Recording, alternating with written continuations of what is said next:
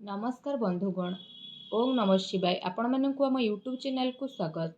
विशेष भाव में जदि कहवा आगामी 10 दिन भितर आपण जीवनर स्थिति संपूर्ण भाव में बदलवाई जाऊँगी। जहाँ चाहिए से सब आपण को प्राप्त हो। विशेष भाव में जदि आम आपण मानक समय अवधिर स्थिति विषय कहवा आगामी 8 तारिख रु विशेष रूप से 18 तारिख पर्यंत आपणकर शोइथिबा भाग्य चेई उठिबापई जाउछि। आजिर जो इनफॉरमेशन आम आपण देबू ए इनफॉरमेशन आपणक पई बहुत ही महत्वपूर्ण रहिबो। जहाद्वारा आपण ए समय को आहुरी अधिक शुभ और मंगलदायक सब्यस्त करें।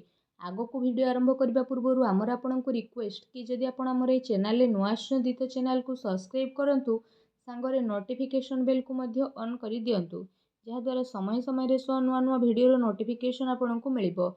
आसंतु जानिबा किपरि रहिबो आपणक पई 8 तारिख रु 18 तारिख पर्यंत समय अवधि विषय।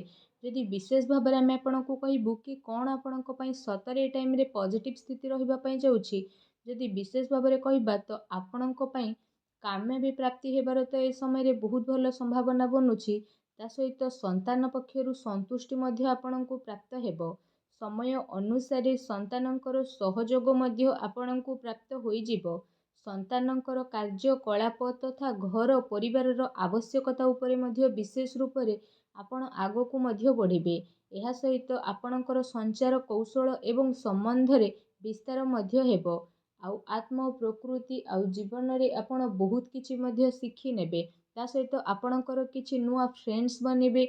आउ भविष्य हेतु आपण अनेक योजना मध्य बनिबे, जहाद्वारा आपण को सफलता मध्य प्राप्त हेबो। आउ लंबा टाइम रु अटकी थिबा आपणकर अनेक इच्छार मध्य विशेष रूप से पूर्ति हेबो। ता सहित जदि विशेष भाव में कहबा आपणक पई दूर यात्रा मध्य हेबो, जहाँ आपणक पई विशेष रूप से अति लाभदायक सिद्ध हेबो। एवं एहा द्वारा आपण को बहुत भल धन लाभर जोग बनुछि। ता सहित आपणकर मान सम्मान रे मध्य वृद्धि घटिबो। मल्टीनेशनल कंपनी रे कार्य करुथुवा लोकमानक पई ए दिन बहुत ही भल दिन साब्यस्त हेबो। आपणकर अनेक महत्वपूर्ण आकांक्षार विशेष रूप से पूर्ण हेबार संभावना रही, जहाद्वारा आपणक मन बहुत ही प्रसन्न रहिबो। पाठ पढ़ा संबंधित ए दिन आपण को बहुत भल सफलता मध्य प्राप्त हेबो। भूमि वाहन इत्यादि आपण विशेष रूप से जोग बनु अछि। आपण आपणकर ए टाइमिंग रे निज उपरे अधिक भरोसा करिनेबे। ता सहित राजनीतिक लाभ प्राप्ति दृष्टि मध्य स्थिति ए दिन रे आपणक पई बहुत ही अनुकूल भर साब्यस्त हेबा पई जाउछि। एहा सह संतानक प्रति आपणकर व्यवहार काफी भल रहिबो। ता सहित संतानक प्रगति रे आपण काफी संतुष्ट मध्य हेबे। विशेष रूप से विद्यार्थी को तांको परिणाम रे भल सफलता प्राप्त हेबो। आउ जेउ दिन पई आपण परिश्रम करिथिले ताहा आपणकर सफल मध्य होई जिवो। एहा सह आपण आपणकर ज्ञान को बढ़ेबा और लोकंक द्वारा निजर विचार बांटिबारे आपण दिलजस भी रहिबे।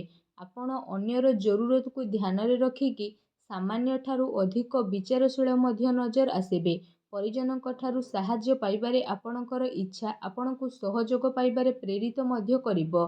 मित्र भाई बंधु इत्यादि सहित मध्य बहुत भल संबंध आपणकर होई जिवो, जहाद्वारा काम कार्य सहित घर परिवार रे मध्य जणे आउ जणक प्रति काफी भल संभावना मध्य आपणकर उत्पन्न हेबो, जहाद्वारा आपणक मन बहुत ही प्रसन्न रहिबो। ता सहित आसंतु जानिबा आपणक पई टाइमिंग रे कोन नेगेटिव रहिबो। कौनसी प्रकार भीतीय निवेश पई ए दिन रे आपण बहुत ही भाबी चिंती कि आगो को बढ़ंतु।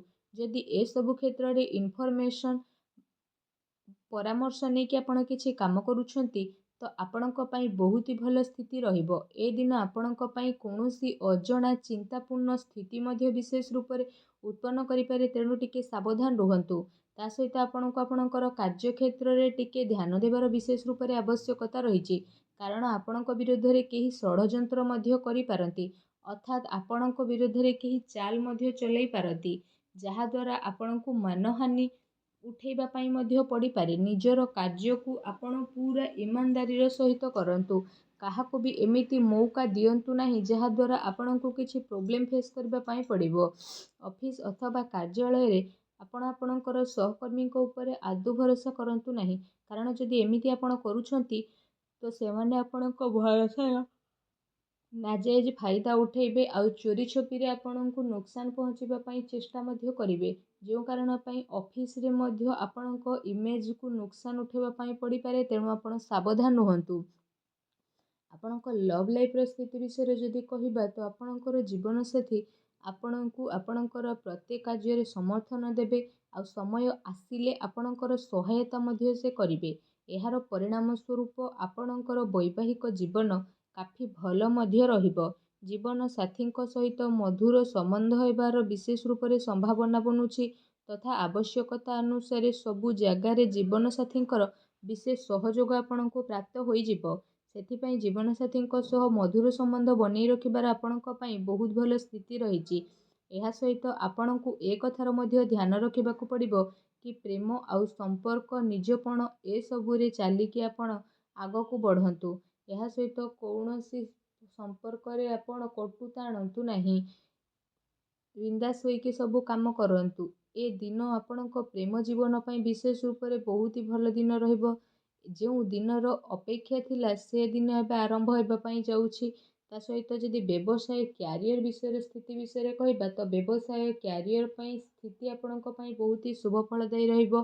ବ୍ୟାପାର ଧନ୍ଦା ଆପଣଙ୍କର ଭଲରେ ଚାଲିବ ଏବଂ ଆର୍ଥିକ ସ୍ଥିତି କାଫି ମଜବୁତ ମଧ୍ୟ ରହିବ। ଆପଣଙ୍କ ପାଇଁ ଆକସ୍ମିକ ଧନ ଲାଭର ଅନେକ ହିଁ ଯୋଗ ବନିବା ପାଇଁ ଯାଉଛି, ଯାହା ପାଇଁ ଆପଣଙ୍କ ମନ ବହୁତ ହି ପ୍ରସନ୍ନ ରହିବ। ତା ସହିତ ଆପଣଙ୍କୁ ଆପଣଙ୍କର କାର୍ଯ୍ୟରୁ ବିଶେଷ ରୂପରେ ବହୁତ ଭଲ ଲାଭ ମଧ୍ୟ ମିଳିବ ଆଉ ଆପଣଙ୍କ କ୍ୟାରିୟରରେ ଆପଣଙ୍କର ସ୍ଥିତି କାଫି ମଜବୁତ ମଧ୍ୟ ରହିବ। ଆପଣ ଆପଣଙ୍କ ମିତ୍ରଙ୍କ ସହିତ ଯଦି କିଛି ବ୍ୟାପାର କରୁଛନ୍ତି ତ ଏ ଟାଇମିଂରେ ଆପଣଙ୍କୁ ଅଧିକ ଲାଭ ମଧ୍ୟ ମିଳିପାରେ। ଚାକିରି କରୁଥିବା ବ୍ୟକ୍ତି ବିଶେଷଙ୍କ ପାଇଁ ଏ ଟାଇମିଂ ମିଲାଜୁଲା ମଧ୍ୟ ରହିବ। ବିଦ୍ୟାର୍ଥୀଙ୍କ ପାଇଁ ଏ ସମୟ ବହୁତ ହି ଭଲ ରହିବ। ତା ସହିତ ଯଦି ଆପଣଙ୍କ ସ୍ୱାସ୍ଥ୍ୟର ସ୍ଥିତି ବିଷୟରେ ଆମେ ଆଲୋଚନା କରିବା ତ ଘରେ କେତେ ସାରା ଗ୍ରହଙ୍କର ଜ୍ୟୋତି ଆପଣଙ୍କ ସ୍ୱାସ୍ଥ୍ୟକୁ ଟିକେ ପ୍ରଭାବିତ କରିପାରେ। ସେଥିପାଇଁ ଗୋଟେ ନିୟମିତ ଓ ଭଲ ଦିନଚର୍ଯ୍ୟାର ଆପଣ ପାଳନ କରିବା ପାଇଁ ଚେଷ୍ଟା କରନ୍ତୁ। ସେଥିପାଇଁ ଆପଣ ଆପଣଙ୍କ ଖାଦ୍ୟପେୟ ଉପରେ ଧ୍ୟାନ ରଖନ୍ତୁ। ଏହା ସହ ନିଜ ସ୍ୱାସ୍ଥ୍ୟକୁ ଆହୁରି ଅଧିକ ଭଲ ରଖିବା ପାଇଁ ଆପଣ ପ୍ରତ୍ୟେକ ଦିନ ଯୋଗ କରନ୍ତୁ, ବ୍ୟାୟାମ କରନ୍ତୁ ଏବଂ ସୁସ୍ଥ ରୁହନ୍ତୁ। ଆସନ୍ତୁ ଜାଣିବା ଏ ଟାଇମିଂରେ ଆପଣଙ୍କ ପାଇଁ କ'ଣ ବିଶେଷ ଉପାୟ ରହିଛି। ଆପଣ ସ୍ନାନ ଆଦି କରିସାରିବା ପରେ ଭଗବାନ ସୂର୍ଯ୍ୟଦେବଙ୍କୁ ତମ୍ବାର ଢାଳରେ ଜଳାର୍ଘ୍ୟ ଅର୍ପଣ କରନ୍ତୁ। ତା ସହିତ ଆପଣ ହନୁମାନ ଚାଳିଶାର ପାଠ କରନ୍ତୁ। ଏହା ସହିତ କଳା ଘୋଡ଼ାର ନାଲକୁ ନେଇକି ଆପଣ ଆପଣଙ୍କ ମଧ୍ୟ ଆଙ୍ଗୁଠିରେ ଧାରଣ କରନ୍ତୁ। ଏହାଦ୍ୱାରା ଭଗବାନ ଶନିଦେବଙ୍କ ଆଶୀର୍ବାଦରୁ ଆପଣଙ୍କୁ ଶୀଘ୍ର ହିଁ ଶୁଭ ଫଳ ପ୍ରାପ୍ତ ହେବ ଆଉ ଆପଣଙ୍କର ସବୁ କାର୍ଯ୍ୟ ବହୁତ ହିଁ ଆସାନୀରେ ମଧ୍ୟ ବନିଯିବ। ତ ଆପଣ ଏ ଉପାୟକୁ ନିହାତି ଭାବରେ କରନ୍ତୁ। ଆପଣଙ୍କୁ ଅବଶ୍ୟ ହିଁ ବିଶେଷ ଭାବରେ ଲାଭ ପ୍ରାପ୍ତ ହେବ। ଭଗବାନ ଶନିଦେବଙ୍କର ଆପଣଙ୍କୁ ଆଶୀର୍ବାଦ ପ୍ରାପ୍ତ ହେଉ। ସଚ୍ଚା କମେଣ୍ଟ ବକ୍ସରେ ଜୟ ଶନିଦେବ ବୋଲି ଅବଶ୍ୟ ଲେଖନ୍ତୁ ଆଉ ଭିଡ଼ିଓକୁ ଲାଇକ୍ ଏବଂ ସେୟାର କରିବା ପାଇଁ ଆପଣ ଆଦୌ ବି ଭୁଲନ୍ତୁ ନାହିଁ। ଧନ୍ୟବାଦ।